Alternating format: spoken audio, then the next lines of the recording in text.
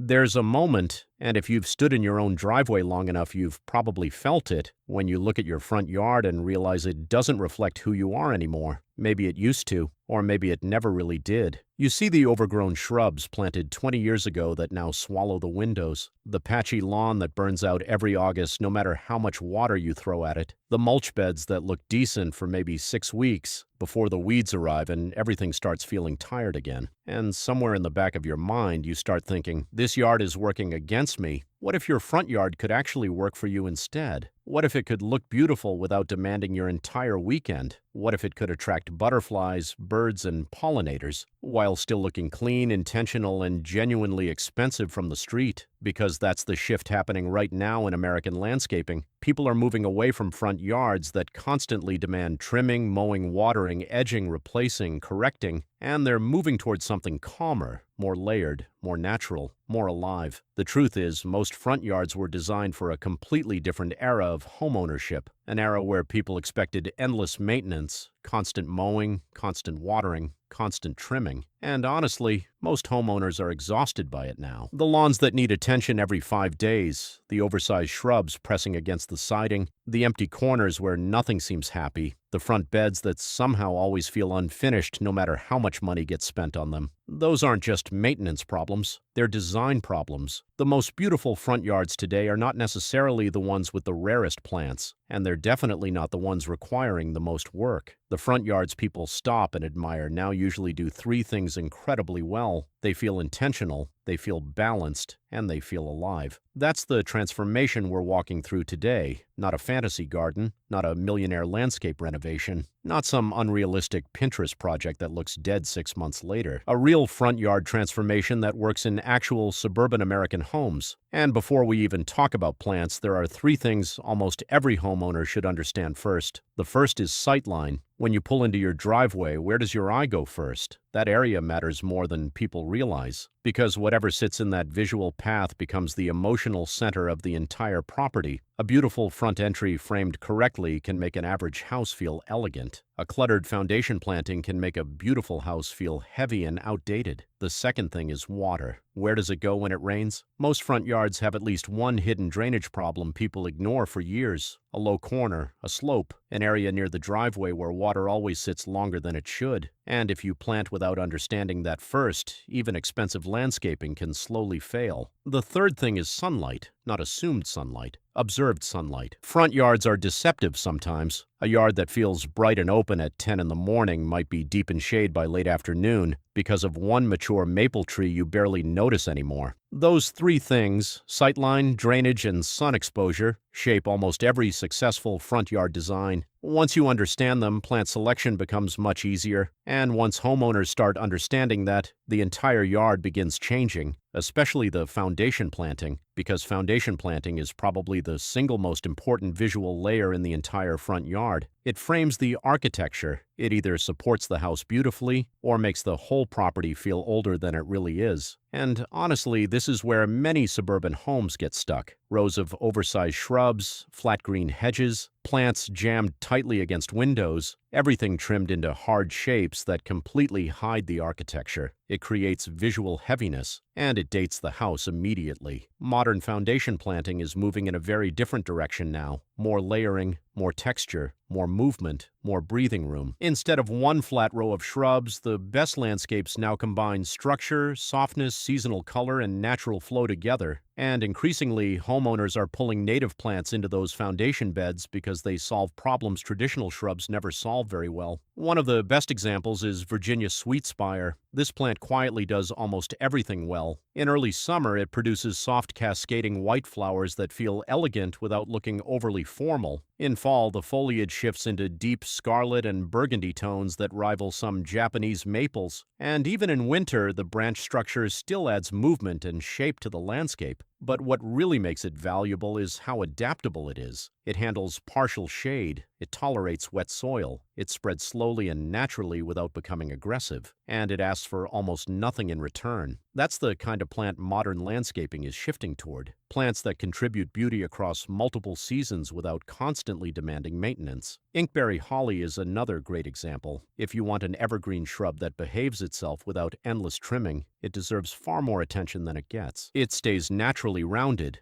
dense without becoming unruly, clean without feeling artificial, and during fall and winter, the blackberries attract birds constantly, especially cedar waxwings. It also solves another common suburban landscaping problem beautifully: moist foundation soil. A lot of traditional shrubs struggle there. Inkberry usually doesn't. And unlike many hollies, most modern cultivars reliably produce berries without requiring complicated pollination setups nearby. Then there's heuchera, coral bells, one of the best front-edge plants for foundation beds because it solves something most landscapes lack completely: year-round texture at ground level. The foliage ranges from burgundy to copper to lime green depending on the variety, and those leaf colors catch light beautifully throughout the day. Instead of staring at empty mulch around the base of shrubs, you get texture, movement, and color almost all year long. That combination, layered structure, evergreen form, seasonal color, and low-growing texture, is what makes modern foundation planting feel intentional instead of outdated.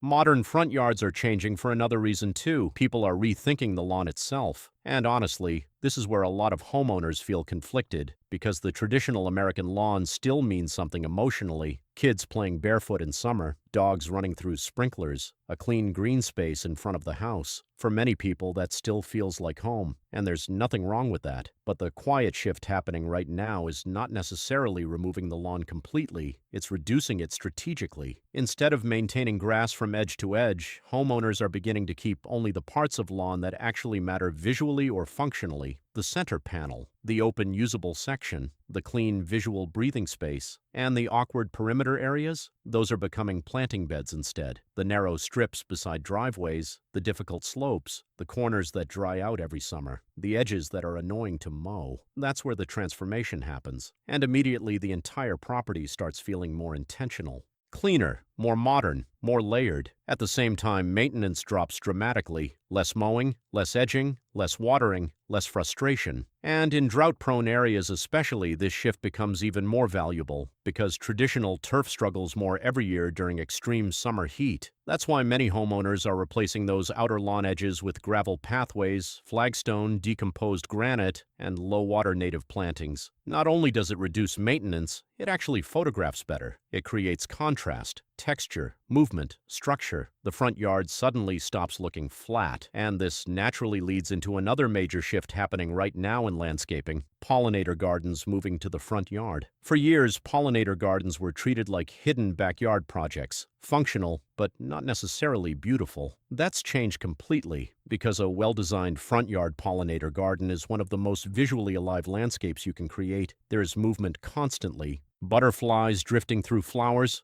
bees moving from bloom to bloom, birds feeding on seed heads, grasses moving in the wind. It feels alive in a way traditional shrub beds usually don't. But the key is structure. That's what separates a beautiful pollinator garden from something that simply looks overgrown. You still need intentional layering. Anchor plants, mid-height bloomers, lower edging plants, seasonal rhythm. And one of the best plants for building that structure is purple coneflower. Echinacea is one of those rare plants that succeeds almost everywhere. It blooms for weeks during midsummer. Butterflies love it. Native bees cover it constantly. And later in the season, the seed heads feed goldfinches and other small birds. Even in winter, the dried seed heads continue adding texture to the landscape. That matters more than people realize, because good front yard planting should not disappear completely every winter. Coneflower also handles drought extremely well once established, and over time it slowly fills itself in naturally without becoming invasive. Black-eyed Susan solves a different problem beautifully: long-lasting color. Few native plants bloom as generously for as long, and honestly, it's one of the happiest-looking plants in American landscaping. Bright yellow flowers through intense summer heat, poor soil tolerance, excellent drought resistance, almost no maintenance. It's the kind of plant that makes front yards feel welcoming from the street. And after a couple seasons, small plantings often become large sweeping drifts naturally. That's part of what makes native gardens feel established over time. Wild bergamot brings something else entirely: movement and pollinator energy. Bumblebees absolutely cover it during bloom season. Hummingbirds visit constantly. And unlike rigid ornamental shrubs, bergamot feels loose and natural in the landscape. It softens everything around it, but it does need airflow.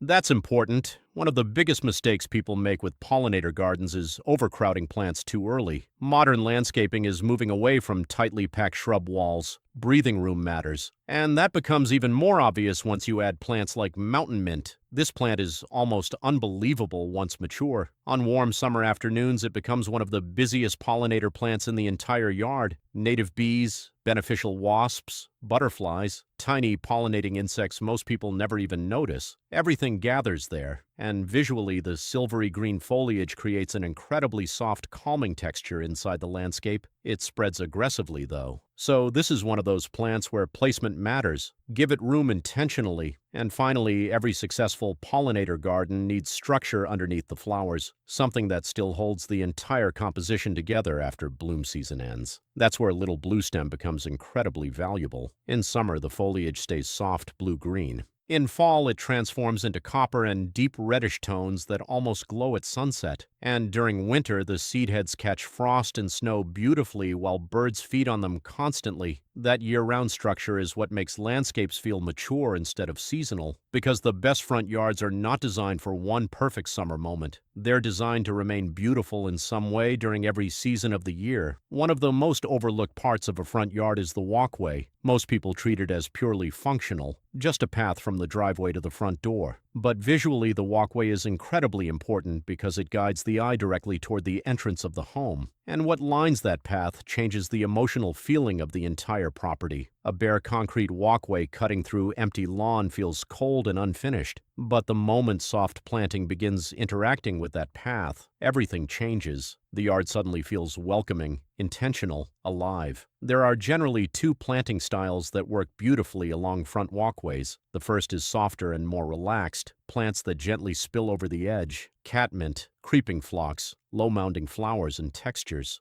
This style works especially well with traditional homes, cottages, craftsman houses, and older suburban architecture. It feels warm, inviting, almost effortless. The second approach is cleaner and more structured. Low ornamental grasses, defined edging plants, tighter modern lines. This style works beautifully on ranch homes, modern farmhouses, and contemporary suburban exteriors. And neither style is necessarily better. They simply create different emotional reactions. But both approaches solve the same important problem. They transform the walkway into an experience instead of just a strip of concrete. Even fragrance starts mattering once people begin paying attention to these details. Plants near the entry door change the feeling of a home more than most homeowners expect. Sweetspire blooming near a porch in early summer, spicebush releasing fragrance in early spring, even soft aromatic foliage brushing lightly against someone walking to the front door. People remember those details emotionally. And that emotional layer is what separates memorable landscaping from generic landscaping. The other major mistake many front yards make is designing for only one season, usually summer. Everything looks beautiful for maybe 6 weeks, and then the entire yard fades away for the rest of the year. But truly beautiful front yards create interest across multiple seasons. That's what makes landscapes feel mature and professionally designed. In early spring, the first flowers begin appearing while the rest of the neighborhood still looks dormant. By late spring, structure and foliage begin filling out. Summer becomes the season of movement and pollinator activity. Butterflies drifting through coneflowers,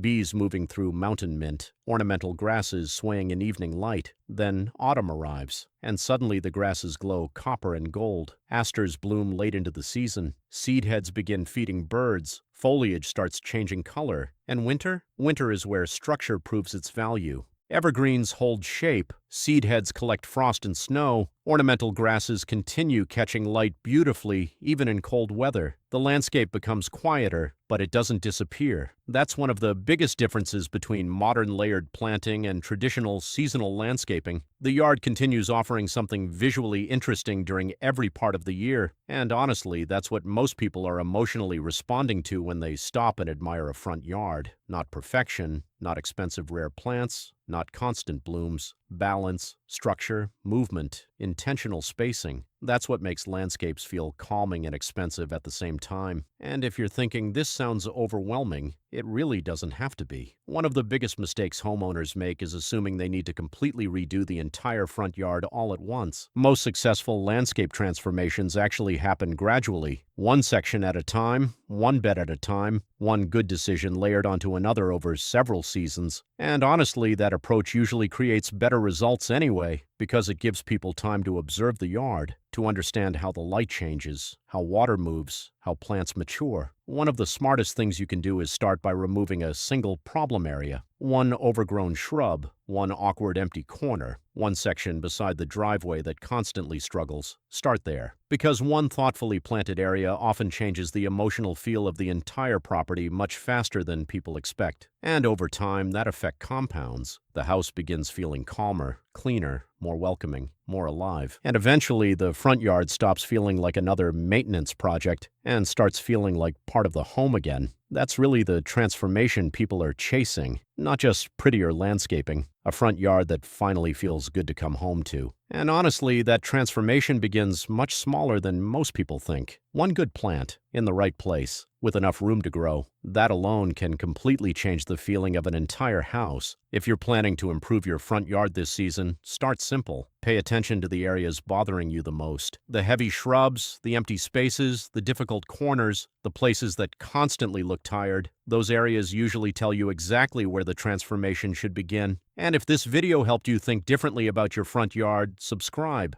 Because every week we talk about practical landscaping ideas, low-maintenance gardening, curb appeal improvements, and realistic planting strategies that actually work long-term in real suburban homes. No fake trends, no impossible maintenance routines, just landscaping advice designed to help your home feel better season after season. All right, get outside when you can.